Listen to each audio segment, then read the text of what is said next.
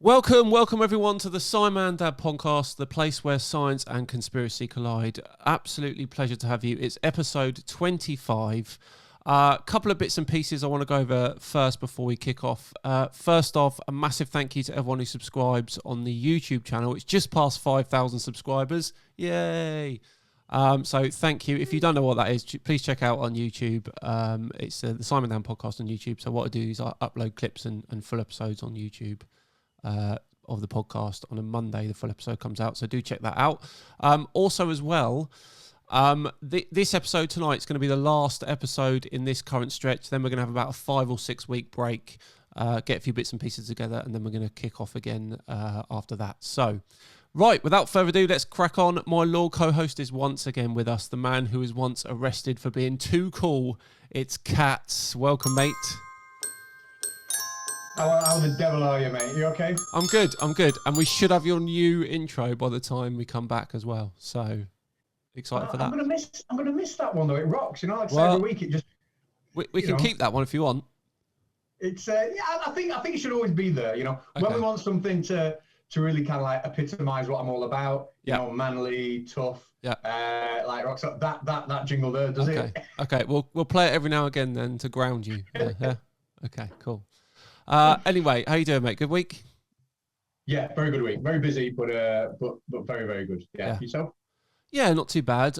So we chat about this, didn't we? I think what we'll do, if you're up for it, is when we come back, so when we had our little break and we come back, the first week, let's record live on a Sunday night, and then we'll release the podcast the next Wednesday, like the normal podcast, but we'll record live on YouTube. What do you think? Should we do that? Yeah, for a one-off for the first one back?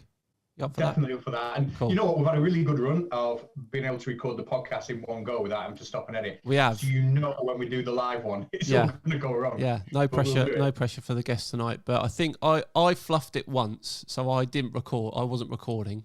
Though technically that's not a fluff up because we recorded and then it was fine. And then there's a couple where we messed up, wasn't there? Was Jim Al-Khalidi episode? Did we have to do something there? Yeah, possibly. But we're not many. But he wasn't very professional, was he? No, he was awful. Don't work with him. No, I'm joking, of course. Right, okay. This week we've got two great guests. First up, we've got a former Christian who now looks at science-denying Christians and their claims, does some great work on YouTube, and has even guest created for yours truly. It's Paulogia. Welcome. How you doing? Do I pronounce that right? In the UK, my pronunciation is slightly different. Wait, there's a special pronunciation in the UK of a word that I made up. Okay. Is that what you're telling me? That's what I'm telling you. Yeah. Okay. How would you say that, Katz? I say Paulogia. Paulogia. How would you say it, Katz? Paulogia. Paulogia, yeah. It must be a UK thing. All right. Yeah. Well, that's how a lot of apologists say it. So now I guess I'll attribute that to their Britishness as opposed to any maliciousness. Paulogia, okay. I'm gonna do it how you would like it done. So all right, Paulogia, we'll go with that. Anyway, how you doing? You all right? I'm doing well. Yeah, it's midday here, so it's very bright. We've had our day. Already. Right. You sit there for a second. We've got another great guest as well, another prominent atheist in the YouTube community. She loves a conversation about all manners of things. It's Shannon Q. Welcome, and thanks for joining us. How you doing? I'm very, very happy to be here. I'm very excited that you invited us. Thank you for having me. I'm welcome. Doing great. And just to check, I did pronounce Shannon correctly, yeah? Yeah. It's Irish, so I think that you guys over there probably have that down, right? Yeah, I can't get. Well, you say that, but you know, do you know how Siobhan is spelt? SIBHOAN. Oh yeah, it's all sorts of. I can't. Katz is closer to Ireland than I am, aren't you, Katz? Yeah, I mean, I'm virtually a leprechaun, mate. I'm that close. Yeah. I'm almost as far away as possible as you could be in the UK from Ireland, where I am. So. Oh. Well, you still nailed it, so good job. Yes, right. Despite all of that working against you, you got it. Yep. Yeah, thank you. Keep picking me up. Right, okay. So yeah, welcome. Thanks very much for joining us, guys. So let's start with Paulogia. That's right, isn't it? I've got it. Paulogia. And you could go with Paul for the sake of the show. Let's do Paul. Good stuff. So Paul, can you just quickly run through your experiences of leaving? Because you were religious, weren't you, before? I was, yeah. I was a Christian for many decades. Can you run through how you went about leaving that? How did it come about?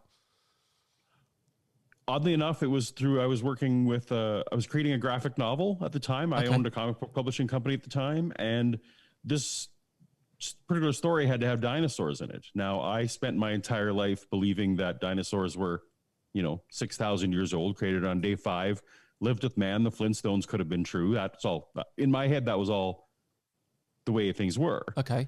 But this book wasn't meant for a Christian audience. It was meant for a general audience. So I'm like, well, I better throw some bones about science in my head, right, to secular people. And so I started looking up some dinosaur facts that I could sprinkle in. And weirdly, it seemed rather compelling and kind of against the authority structure of believing things that I had had. So I kind of filed that away in my head.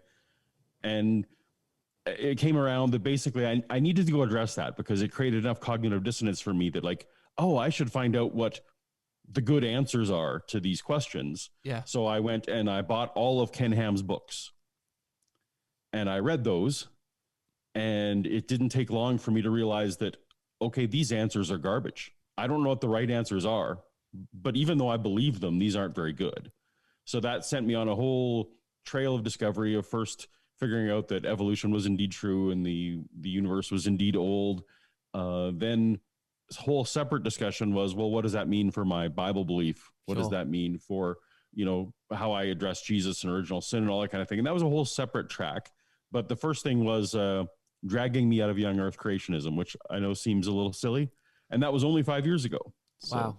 Okay. Look, because that's very similar to Mr. Kent Hovind's view, isn't it? With the dinosaur living with man and stuff like that. Yes, I would say that I would have, 5 years ago or 6 years ago, I would have affirmed everything that Kent Hovind and so you'd have been bigging up Kent on YouTube, wouldn't you? I absolutely would have. Like if I'd have been aware of the Ken Ham Bill Nye debate, I'd have been cheering for Ken. Yeah.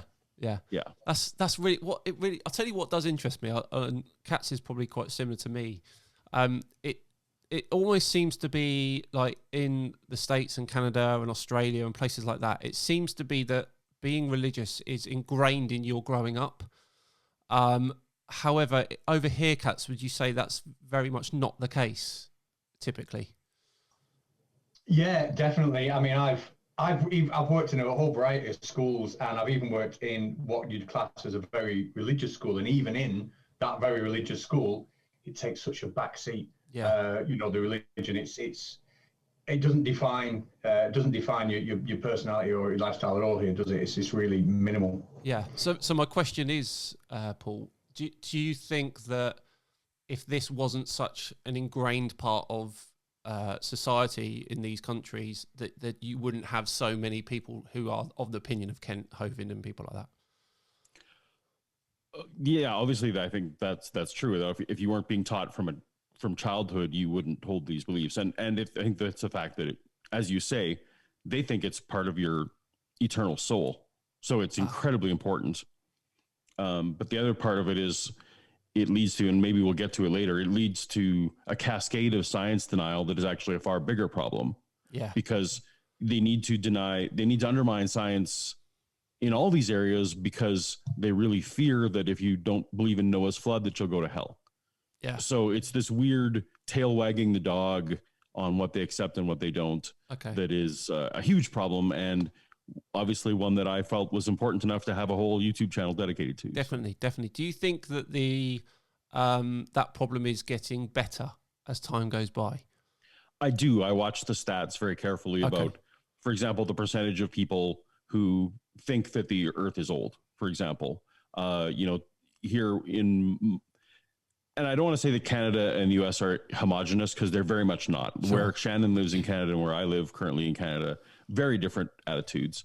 But in the specific evangelical belt that I'm in, it used to be that 70% of people believed in a young earth, and that slipped down or rejected evolution. Let me put it that way. Yeah. And that's now down to below 50%.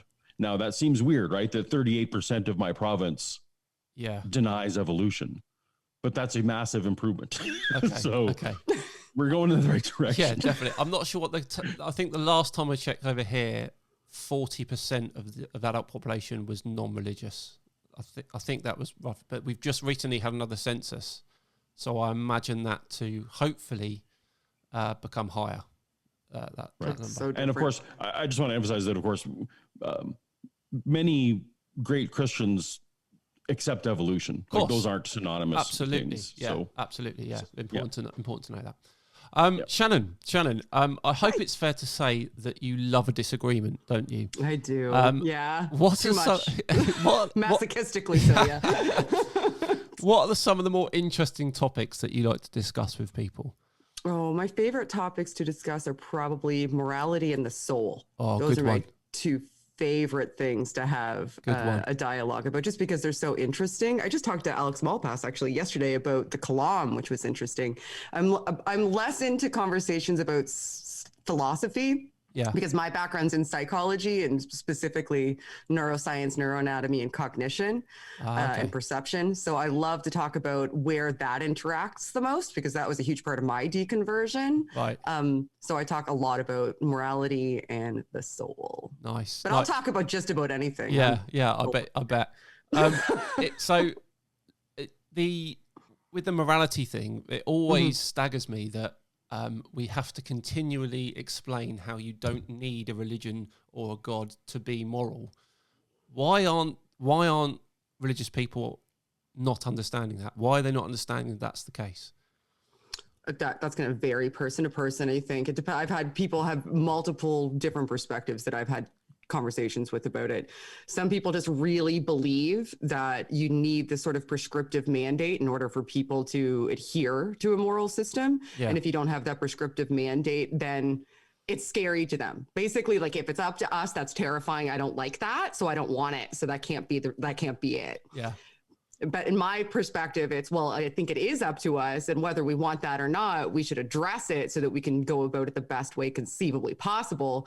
And saying that it is just a prescription is going to hinder us from doing that and be, a downfall to society. If we're just accepting directives blindly because we see them as something that was given to us that we must adhere to without formulating better justifications, then we're kind of doomed to make some pretty horrible errors and not improve our moral systems. Yeah, I agree with that. Sometimes, though, I don't know how you guys feel, but I am slightly offended sometimes that someone could think that I can't be moral because I'm not religious. Does that make sense? They'll backtrack that, though. Some of them will backtrack that. They'll say, well, obviously you are, but that's because God wrote it on your heart, Dan. Ah, I see. God wrote it on your heart, Dan. He got you anyway. Didn't know that. He got you anyway. Yeah. You didn't know, but he did. He got you. He got you anyway. And you're just borrowing Christianity's moral system to begin with, because even if you have it, I see. It's because you borrowed it. Clever. It's not because you have thoughts in your head and you can decide what's right and wrong. That's a clever argument. Yeah. I wouldn't No, it's know. not. Lots of ways to refute both of those, but that's what you get. Yeah, sure. But I mean, both of you you're really good communicators in this community in terms of the atheist community. How important do you think it is that there are creators like you out there that push back against these religious beliefs? Because a lot of people are probably not even aware that they could push back, are they? Well, I think it's important to have really good creators. I'm not sure it's important to have creators like me and Shannon. Maybe the two of us are enough. But this is a situation where there's a lot of stuff that needs to be normalized. Yeah. Not just putting forth arguments, but there's just a lot of needing to be the atheist down the street who isn't a jerk, or maybe who is a jerk and makes you think because they are a jerk. Like, I think there's every flavor of communication style needed. You need sometimes you need to be slapped in the face. Sometimes you need to have your hand held to get out of these things, or sometimes a combination. So yeah, I think, just speaking for myself, I do everything I can to encourage new creators to be on these platforms, because it is one good way to normalize what we're all trying to put forth. And Shannon, I don't know what you... I think I'd echo that. We need a diversity of voices using a diversity of methodologies for communication, coming from a diversity of perspectives, so that everybody can see representation and everybody responds to a different type of communication tactic. Everybody is looking for something different in a community, especially people who are currently deconstructing. Yeah. Like there's lots of people who aren't even atheists I'd say yet, or aren't atheists at all. Maybe they never will be, but they're going through this process of deconstructing faith. And previously there wasn't, a lot of people who are atheists are a little bit afraid to go, I'm an atheist, because most of the people that go, I'm an atheist, are kind of assholes, like publicly relish in their assholery, and they don't want to be affiliated with that. So the more people that come out and are just, normal people engaging in respectful dialogue, or even sometimes a little bit of caustic dialogue, the more people are going to see a little bit of themselves and not be afraid that that label is something that they shouldn't take on because they fear reprisal for owning it, because they'll see more representation in that it's okay. Yeah. Yeah. I mean, this is the thing that I think about it. I 100% know atheists who are knobheads. There's no doubt about that. No one's ever can confirm. Yeah. Yeah. But we don't, like, atheists don't really, it's not really like you say with the labels, they don't live their life as like in atheism, do they? They don't say, I'm an atheist, this is everything I do. Everything I do is atheistic. Whereas it's slightly different with the religious people, isn't it? It's kind of really part of them, and it drives everything. If someone talks to me about who I am and what I like and things like that, I won't say I'm an atheist. But if the topic comes up, then I'll say, oh, yeah, I'm an atheist. So See, I totally do. I totally say I'm an atheist. I used to not, but now I do, because I want. Yeah, absolutely. Like if somebody asks something about me, or if somebody's starting to talk about something religious, or, asking me about holidays and things like that, whenever there's an organic opportunity, I say, oh, well, I'm an atheist. Yeah. And I just let it sit, because people, I think, need to stop. Like, you wouldn't hesitate to say, this is the church I go to. Why should I have to hesitate to say I'm an atheist, right? And the more people that are willing to do that, the less likely it's going to be that somebody who is deconverting and having a hard time is going to have the fear. The more likely they're going to know that they can find a community with somebody to talk to. The more likely they'll feel as though, oh, okay, being an atheist isn't like being those knobheads. Being an atheist is just like being a person, only you believe a different thing. Yeah. That's okay. Yeah, right? Absolutely. Spot on. I had an interesting conversation with someone on Instagram the other day who messaged me, and I don't often check Instagram, and I don't have time to respond to all the messages, but it really piqued my interest. He said he was a theist agnostic, or an agnostic theist. Interesting. Okay. And I really struggled to I didn't want to offend him or anything like that, but I struggled to understand where he was coming from, because I was trying to explain, if you're an agnostic, surely you can't lean one way. You can't. I mean, I know people sometimes refer to themselves as agnostic atheists, but right. So that's a scale that has been popularized by Matt Dillahunty and others. Yeah. Based on the idea that knowledge is on one axis, what you know and what you believe, can be measured differently. Okay. And so you can say, that I very solidly affirm this with certainty and knowledge. Whereas, so if someone, I would interpret someone saying they're an agnostic theist, meaning they lean that way, but they're not completely convinced. Okay. I don't know, Shannon, would you view that differently? Yeah, probably. The first way to get around that, I think, would be to just ask them, like, what do you mean by that?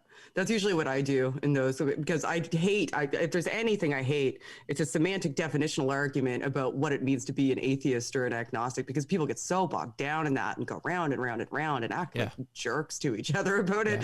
It can all boil down to pedantry, and it can be so easily resolved by just saying to somebody, if you're engaging in an honest conversation with them, oh, okay, well, what do you mean by that? And then when they say it, believe them, and then carry on. Yeah. That's it. Yeah, funny enough, I said to him, so basically you saying that there isn't what's your kind of belief? Are you saying there is a chance or not a chance? And he said, if I see the evidence, then I'm happy for there to be a God. I said, well, you're halfway atheist then. Because we say, if there's no evidence, I'm not going to believe in it yet. So, and he's saying there's no evidence, but I believe in it anyway? He was saying, I can't. There's no evidence, but I'm not ruling it out, and I'm still leaning in that favour of it. I was kind of like, well, if there's no evidence, you kind of have to rule it out until there is evidence. That's so hard for some people, though. Exactly. Yeah, because it's so ingrained in them for so long. But he's a really nice guy, and I think he's on the way, kind of thing. And that's why I actually like when you talked earlier about your survey that was talking about nuns. When it comes to a survey, I'm really glad they're going that direction. I know it's not exactly what I would like, but nuns, at least people can wrap their head around. Oh, I don't have a specific belief. Yeah. And as much as we hate label definitions, at least that one is safe. Do you believe in a God? No. Okay, you're not. Yeah. You're not. Yeah. And that's the thing. Over here in the UK, it's really loose like that. It's just like, no, not religious. Fair enough. Move on. And there's nothing about it. Paul, you spoke about Ken Ham quite a bit. I've noticed you like to have a pop at him quite a lot, Ken Ham. Do. It's you kind of maybe already answered this already, but what is it specifically that you don't like about these sorts of religious people like Ken Ham and Kent Hovind? Well, those two. So I want to say, I'm going to be now speaking about those two as individuals and not about their belief systems per se, but those two as individuals. I used to believe their arguments, and now I found out they were lying to me. So that's a whole section of reason to dislike them. Yeah. But the more I've investigated, the more I've come to find out that they are shady people. Yeah. I'm not saying that I couldn't impugn their motives saying that they are definitely lying when they say the things that they're doing, but they definitely do things that are shady. So Kent Hovind, it's well documented about his sovereign citizen nonsense and the flagrant disregard to safety in his park and the seeming personal problems of people who leave his compound. And I will call it a compound. You know, there's just lots of stuff to mine there. Oh, you're gonna get whacked. You're getting whacked. We all get whacked. How many times have you been whacked? Right. How many times have you been whacked, Paul? I think 3. 3. Have you been whacked yet, Shannon? No, I've not been whacked, but I have had him personally attempt to convert me. I facilitated a debate between him and a creator named Destiny. Wow. And I had to drink an entire bottle of wine to get through it. But this isn't my turn. This is Paul's turn.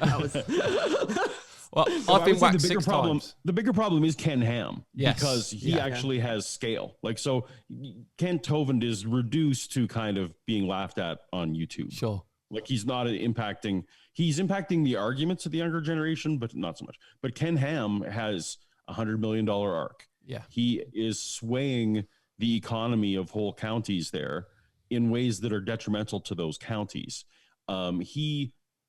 I was disinvited to an event that he was at. It was a whole big schmozzle, but one of the things that was happening there was they were handing out will kits to seniors and basically giving them a questionnaire about how religious are your children, how strongly do they adhere to this young earth stuff, and suggesting that if they don't get a certain score on the survey, that you should leave your inheritance to Ken, to Answers in Genesis, as opposed to leaving your inheritance to your kids. And these are on people who are, 80 years old, don't understand how the internet works. And he's telling them that they're achieving these great victories. And they point to the Bill Nye debate, for example, and the millions of views. This is predatory stuff that, and I've interviewed, for example, employees who have left and the abuse that they've suffered. So this for me goes beyond, they have bad ideas. Wow. These are people who are doing direct harm beyond just bad ideas.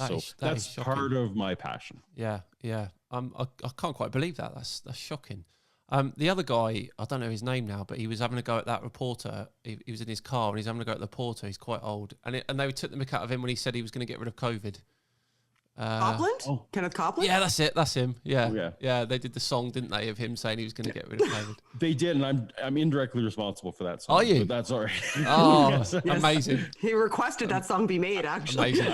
And they replied to my tweet and said, okay, we'll make it. So since they replied to my tweet to say they would make it, I'm going to say I'm indirectly always claim it. You've got to claim that. Yeah, absolutely. Well done. Because that made me laugh for a good 5 minutes. That did. It really did. Shannon, you've appeared quite a lot on the Atheist Experience, haven't you? How have you found that?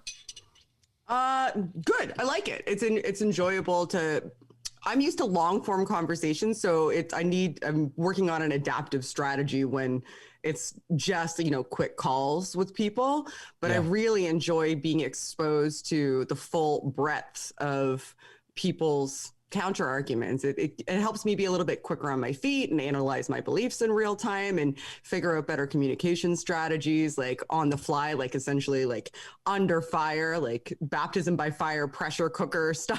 Yeah. It's interesting. And I love working with Matt and everybody else that's there. Like the ACA has such a great crew. When they asked me to be a co-host, I thought they'd made a huge mistake, but it seems to be going okay. I think I'm pulling it out all right. I think you're good on it. And we had Matt on, didn't we, Katz? And Matt was really, really nice guy.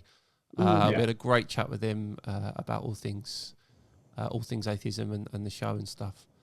Shannon was born for that format. I completely agree. Yeah. A bit like when I was doing a bit of research and I was looking at a channel, I was like, 5 hours? No, I'm not going to watch that.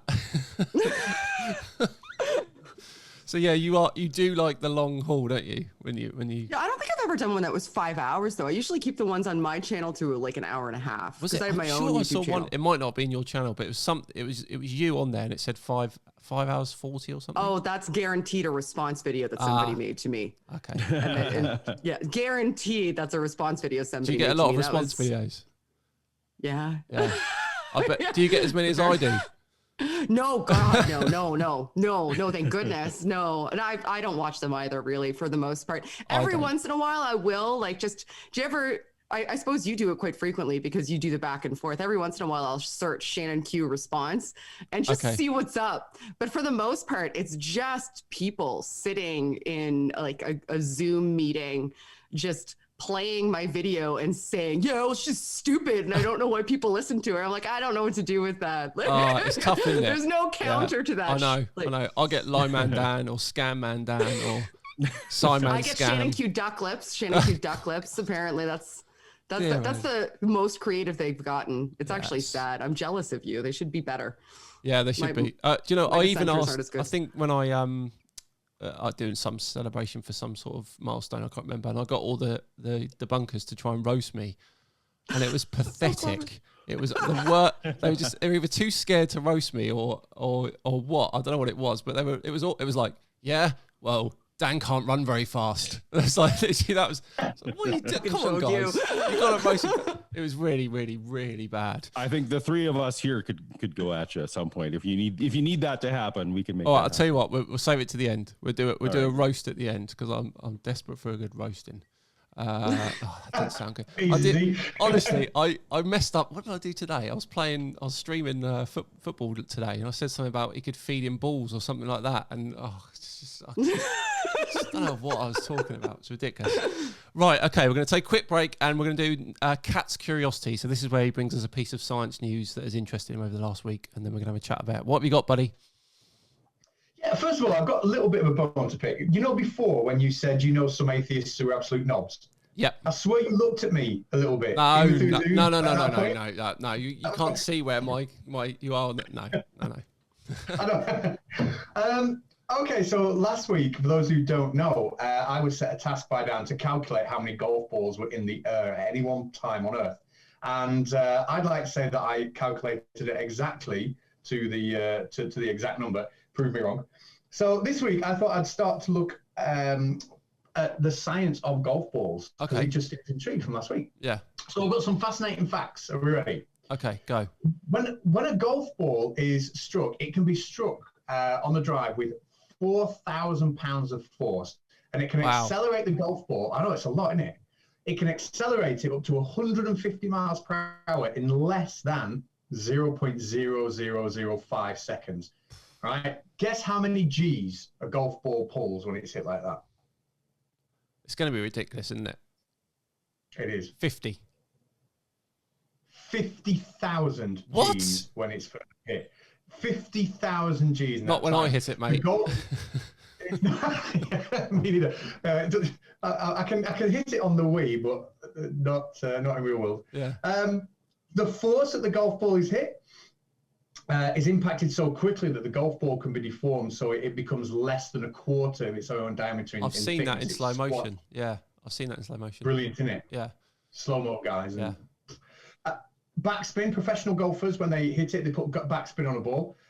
Just take a wild guess at the RPM that they put on a golf ball when it spins backwards. All right, okay. 70 RPM. 70 RPM. Guys, Shannon, Paul, have got any the RPM on a golf ball as it spins? Well, let's go 500. Just, make it. Ooh. So I have it somewhere to go. I feel like I'm on The Price is Right. Do I go 1 or 1,000? Like, is it the highest, the closest without going over? 501, 501. That's what I'll do. Well, okay, you're saying 1,000. You're going to be the closest, Shannon. It's 10,800. No, yeah. No, yeah. I don't believe that. I genuinely don't. Faster than the RPM of a NASCAR is absolutely unbelievable. The dimples on a golf ball. And genuinely, I'm not making this up, I promise. The dimples on a golf ball, they allow a golf ball to travel up to twice as far as it would do without the dimples. Okay. Because I'm sure you're all familiar with sort of like turbulent flow and laminar flow. If you've got a golf ball that doesn't have any dimples on it whatsoever, the flow of the air over it is very, very smooth, right? You get that nice sort of laminar flow of the air. And what that does is that leaves a really huge gap behind the golf ball of low pressure air. And that's obviously what that imbalance of pressures is what causes a lot of drag and slows a golf ball down. Yeah. But what the dimples do as the air goes over it is it deliberately creates a turbulent flow, which allows the air to hug the golf ball and reduce that wake behind the golf ball. So the imbalance in air pressure in the front and the back isn't quite as big, and it can make it travel twice as far. So there you go. Golf. I always thought golf was a boring game. That is very interesting. Well, I've got a question for you, mate. Right? How come when I'm teeing off, right, on a hole, let's say it's a par 4 or whatever, and it's about 300 yards, how come my ball finds the water every time? Well, that's an excellent question, mate. Excellent question. I have no idea with that. I really wish that I could have come up with a witty response to that. That was terrible, wasn't it? Well, I was going to say, you think it's hard to roast you? Like, you're laying them out. Why aren't we roasting you right honestly, now? This is a true story once. The water? True story, right? Every time? Not every time, but if there's water on the hole, right? This is a true story that I'm about to tell you right now. I was on the tee, right, about to tee off, and it's in front of a massive lake. And once you clear the lake, there's fairway as far as you can see. So as long as I'm over the lake, it's fine. I've hit one of the best drives of my life. It's like really quite low. It's going higher as it goes. There's one tree at the end of the lake, and it's about 3 centimeters thick. And my ball hits that tree square in the middle and bounces back in the lake. I'm not even joking. That's a true story. And I was done that day. Done. I didn't want to carry on. Golf. It is such a frustrating game, but if you hit a great shot, it's all worth it. Honestly. Yeah, once every 10 years you hit a great shot and you're still hooked. Yeah, about once every 10 years. But I want to know why Katz was using miles per hour. What exactly was the deal there? Just because that's what was given to me on the website that I Googled it from. So I didn't want to do a conversion. Also, over here in England, that everything's in miles still. So we still use that. Our road signs are in miles, and like when I run and stuff, it's all in miles. Yeah. We're all in kilometers over here in Canada. Yeah, we've been in miles ever since miles have been in existence. Honestly, That's so funny. It's so hard to because obviously kilometers are scientific unit, isn't it? Or the meter is the scientific unit of length. And even in videos, when I make videos, I'll defer to miles by accident because I'm just so used to it. It's just the thing. Like you go on a race, in a race, and it's like, you got a 30-kilometer race to run. I'm like, 30 kilometers, right? 30 kilometers. Put it in Google. 18 miles. Fine. Yeah, I can do that. So yeah, well, you're destroying my vision of you as progressive. I know. I'm so sorry. It's but England's Paul, fault. what happens if I ask how tall you are in Canada? Yeah, it's 5'6". Yeah, right? that's like you don't. Same here. We do feet and inches here as well. So it's really weird. I've got a friend who runs and he does everything in metric, and I don't know how he does it because it was so ingrained in our system. Anyway, Katz, thanks for that, buddy. Anyway, thank you so much. Appreciate that. So I do have a new piece of homework for you. Mm-hmm. You ready? So I said it was something on. I said it was something. I'm all ears. I said it was something to do with table tennis, didn't I? So here's your question: how fast? What is the maximum speed that you can hit a regular tennis ball? That's your question. Now, are we talking about a maximum speed table tennis it can leave the racket at? The table tennis. So table tennis bat. So I want the maximum speed that you can get through the air of a table tennis ball. Easy peasy. Right, let's do it. Of a regular table tennis ball. Okay, that's your homework. So you got a while to do it. I thought you were talking about force of the racket, which obviously you can destroy the ball. That would be fine. Yeah. So okay. All right. Maximum airspeed of a table tennis ball. Right. Good one. Okay. Right. Let's move on. So Shannon, I believe I've seen you have a pop at the Flat Earthers before. Yes. Yeah. Are there any other conspiracy theories that you've gone after or that you'd like to go after? Oh, I don't spend a lot of time on my channel on conspiracy theories, but I had somebody call in the atheist experience to tell me that Atlantis was real. What? People call the atheist. Oh, you didn't see? Yes. Oh, yeah. Yeah, absolutely. Absolutely. I didn't know my history and Atlantis was real. And it was aliens actually that came through Greenland into Atlantis. And that's where we got language from. And then if you go look at Göbekli Tepe, you can see, I will never forget that call ever in my life. I was like, no, you didn't. Stop it. When I first came on YouTube, into this community, I couldn't believe that flat earthers existed. Really? They had to show me. I met this guy named Rand Campbell and I talked to him and he's a flat earther and he blew my mind. I was like, oh my God, he's serious. He actually means this.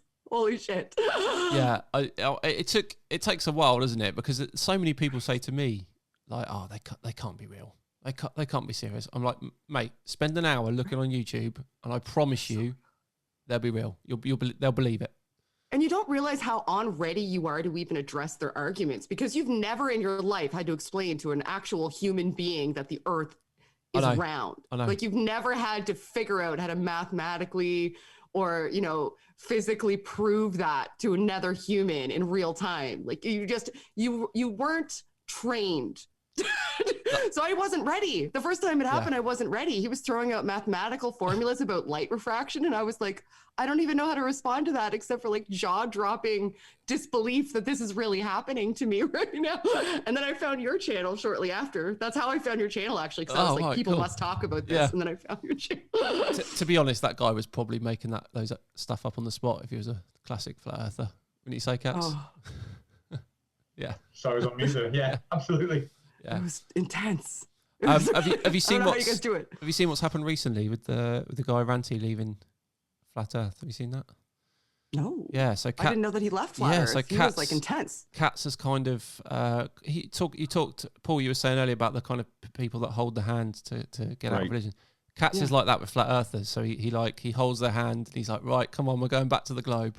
And there was a picture that Ranty took of Blackpool Tower here in the UK. And it was taller than the set of mountains behind it, which couldn't be possible. And he spent weeks, didn't he, Cats, not like trying to figure out how this would work on a flat Earth. And Cats had a stream about 2 weeks ago, and he came out and said, "Yep, Earth's a globe. I can't deny it anymore." Yeah, so he was on your channel like a month ago, wasn't he? he was talking about how he had maybe about 6 weeks, 2 months ago. Yeah. Yeah. It was like, because I saw him when he was on there and he was talking about how he kind of walked away from parts of his community.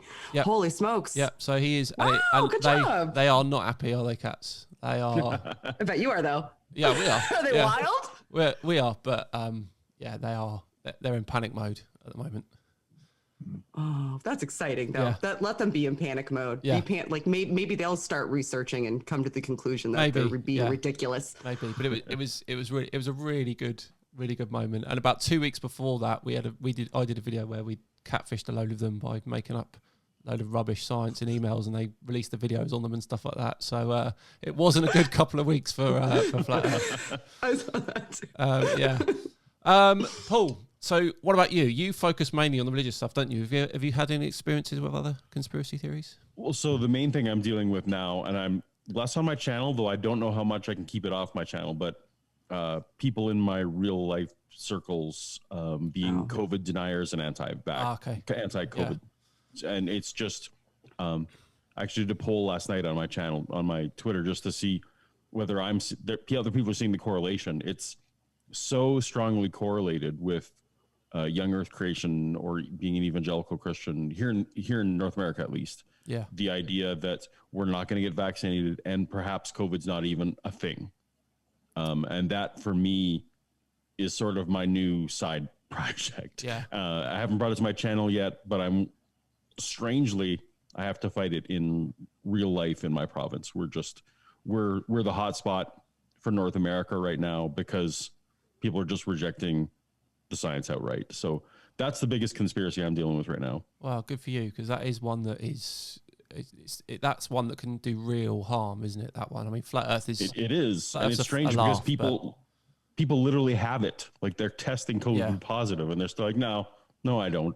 Yeah, I mean, I don't know what the vaccination program's like in the US and Canada, but over here we've been incredibly successful. I think, is it 64% of the population now gets vaccinated? Yeah, and yesterday we had 2 deaths. Oh my God. It really is really so jealous right now. It's so. I mean, there are people like that over here. Don't get me wrong, but it seems that most of the population have got with the program, and it's going really well. So yeah, that's a definite one that is. And unfortunately, here we're not doing anywhere near as well. No. First of all, the US has a huge glut of the supply. Okay. For here, which is a problem in Canada, but also. We're equally having the problem that when we get supply, people don't seem to want it. So we're not having that problem here. Like I'm in a different province though. I'm in Nova Scotia. I'm all the way on the other side of Canada. Okay. And here we're all like, where's our vaccine? Let me go. Let me go. Let me go. Like every time they make an announcement, I'm like, my age group. Let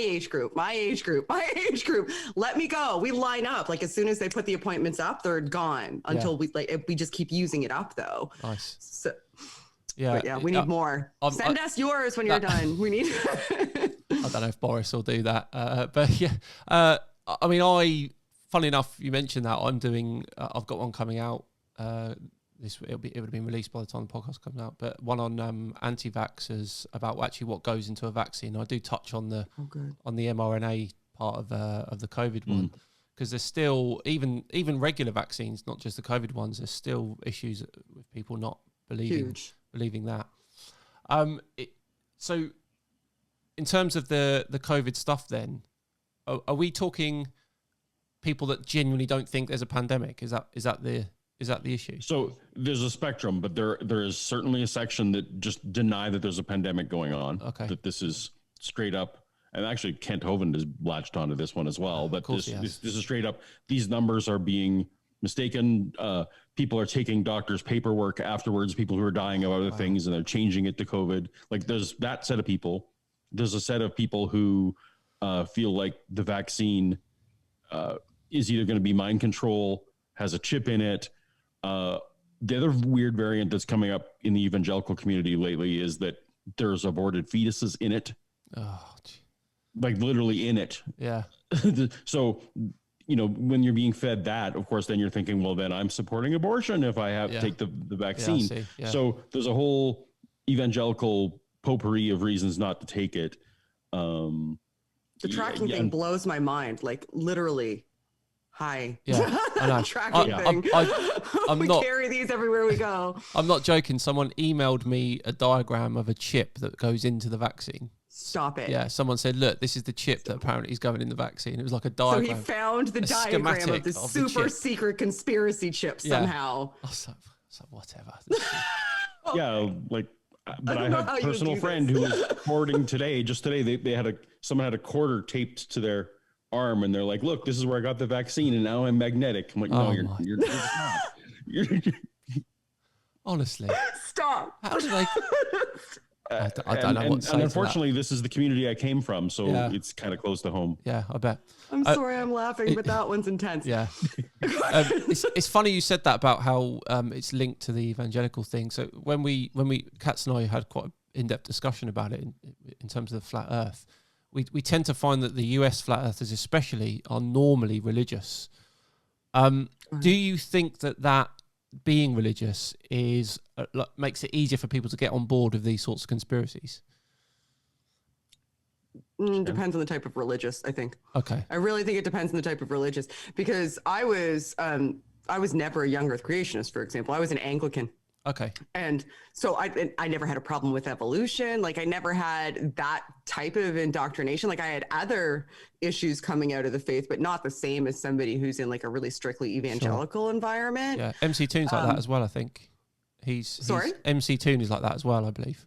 Yeah. But so I feel as though if you're in a really strictly evangelical environment where there's a great degree of information control that you're being subjected to, where you're constantly being emotionally or mentally berated in order to adopt these counterintuitive and counterfactual belief systems, you start to be susceptible to that sort of thing, to persuasion and influence in a way that other people who have a better system of logical analysis and rational assessment approaching decisions probably would. And you're also potentially more likely to be swept up by other things in a community that you're a part of. Yeah, I see what you mean.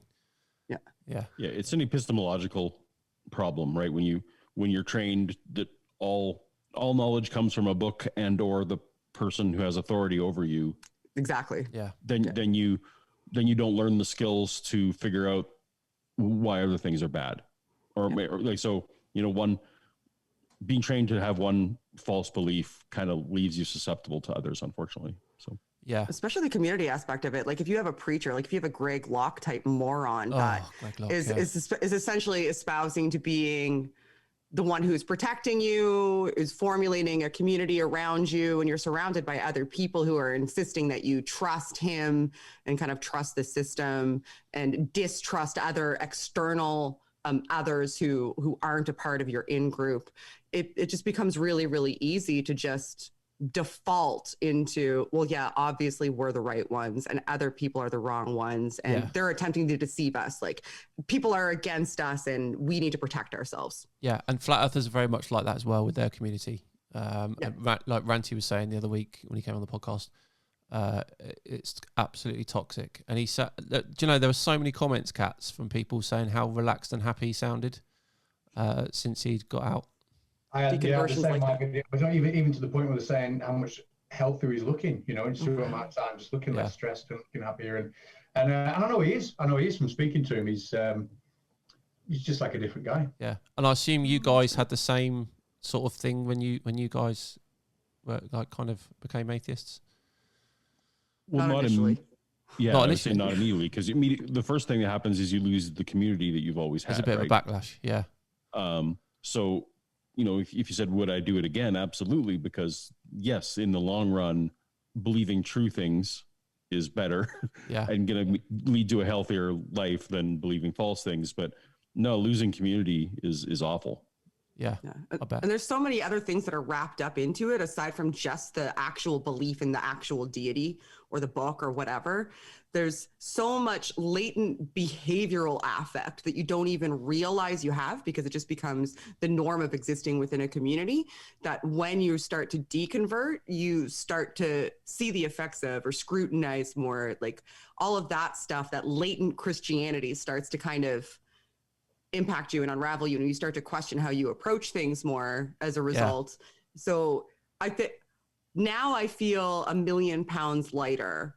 Okay. But I've had to walk several miles through with a backpack on, like carrying pretty heavy weight to get to that point. Like you don't deconvert and immediately go, oh, okay, I'm really smart now, and I have this community, and I know how to assess things. Yeah. And now I understand all the things I didn't before. You deconvert and you go, well, shit, now I got to figure out how do I even know things? Yeah. Like I got to start there, right? Yeah. And that's why it's so important that there's guys like you out there, because obviously you're probably a first step or a first port of call for these people, aren't you? Who've, like you say, deconverted. And it's really interesting to talk to you both, because I haven't got this point of view. I don't know what it's like to come from that position to the position you're in. So it's really interesting to hear that. Right, what we're going to do, so we were going to play the scientist game, but because this is the last one in this stretch, we'll start the scientist game fresh next time, and we'll do the roast. We'll see how good you guys can roast me. Now, funny enough, you're talking about Canada. I've been getting into this game called GeoGuessr, and I was trying to get a perfect score on Canada. And this is one of the things that I fluffed up. I was like, right, I need to find a lake in Canada. And someone pointed out there's like 40,000 lakes or something in Canada.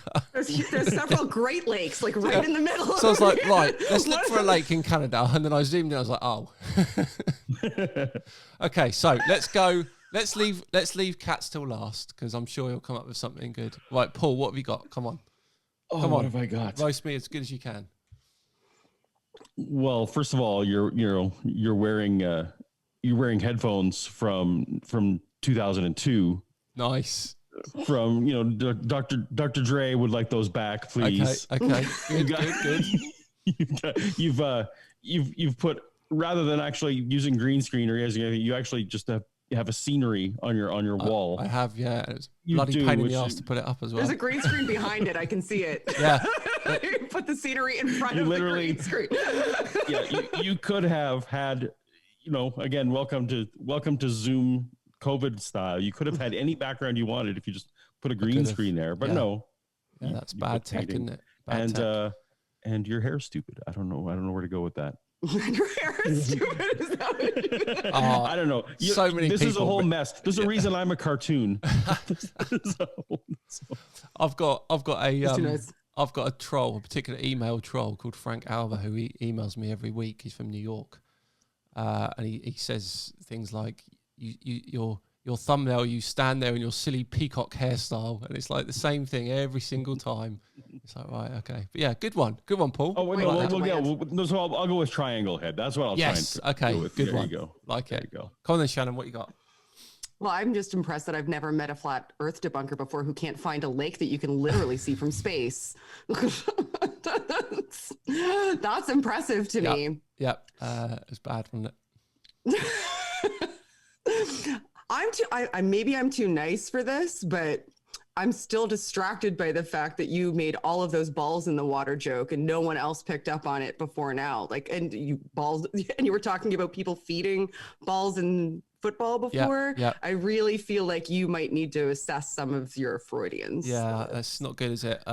Someone was saying today, I was saying today you could probably make a clips channel out of it all, because when I'm not speaking my script, and I'm just ad-libbing like here, or when I'm streaming or whatever, or playing GeoGuessr, I'll just let my mind run and I'll talk, and then silly things come out quite a lot. That's my whole life. All I do is stream. Yeah. So you're obviously a pro. Okay. That's debatable. Here he goes. Cats, what you got? Come on. I'm ready. Oh, mate, I haven't got much at all. Put me on the spot. Look at that. What can I say? Like, God, what we'll do is we'll edit this, right? And we'll make it come back with something absolutely amazing. Okay. Right. No, you smell of poo. You smell of poo. Have you been talking to my 6-year-old? That's what he says. Hey, mate, I work in a school around kids. I pick up this kind of stuff all the time. Yeah, good one. That's a top insult, that. You think we came from a rock? There's that. Yes. Yeah, we absolutely came from a rock. Yeah, that's right. So there. Oh man. Yes. Well, I've got to say that is a pretty bad show, isn't it? You lot were giving it all that. How bad the roasters were. I wasn't ready. Yeah, and we weren't given preparation time. I really feel like this is unfair. Yeah. I was ready to try to figure out the conspiracy. I've been training. I feel like it was tricked. Yeah, the Canadians, we have a problem that, someone can run straight into us into the street and we will immediately apologize. Yeah, we're sorry. We're really sorry about We're a bit like that. We're a bit like that as well. We're a bit like that. Yeah, I'll say sorry to someone if I bother. We need some Yanks in here to... Yeah. Get up my way, man. Proper decks. Yeah. Right. Okay. Anyway, guys, thank you so much for joining us. It's been an absolute pleasure. Great chat. As I said, I could honestly talk about this sort of stuff all night. I really could.